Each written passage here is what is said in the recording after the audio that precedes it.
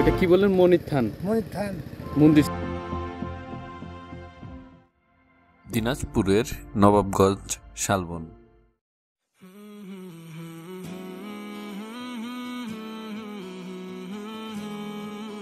এটা কি বলেন? মনির থান। এই বিলে মনির থান বলে একটি জায়গা ছিল এবং দ বলে একটি জায়গা ছিল, যা এখনো রয়েছে।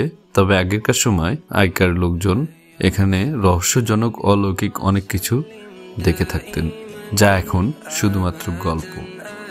শালবনটিকে দুই ভাগে বিভক্ত করেছে এই আশুরার বিল।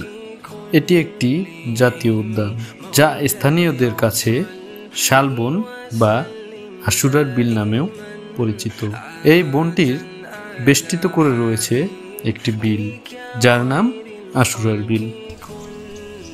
517.61 হেক্টর বা 1278.49 একর জমি নিয়ে এই উদ্যানটি গঠিত। এই বনে শাল ছাড়াও রয়েছে সেগুন, গামার, করই, বেত, বাঁশ, জাম সহ প্রায় 20 থেকে 30 প্রজাতির গাছগাছরা। প্রাণীদের মধ্যে রয়েছে বিভিন্ন রকমের পাখি এবং ভয়ানক প্রাণীর মধ্যে রয়েছে শিয়াল, যা সন্ধ্যা ছাড়া দেখা যায় না।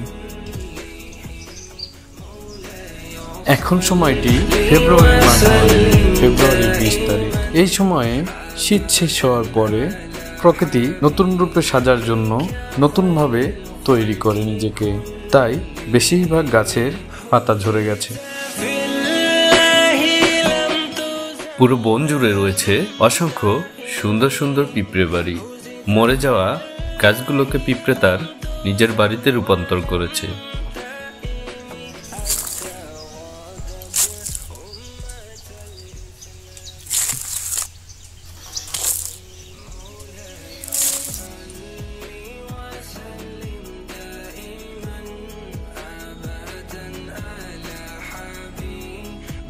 আশেপাশের লোকজন রান্নার কাজে ব্যবহার করার জন্য পাতা সংগ্রহ করে এই বন থেকে। বিলের উপর একটি কাঠের ব্রিজ ছিল, যা কিছুদিন আগে ভেঙে ফেলা হয়েছে।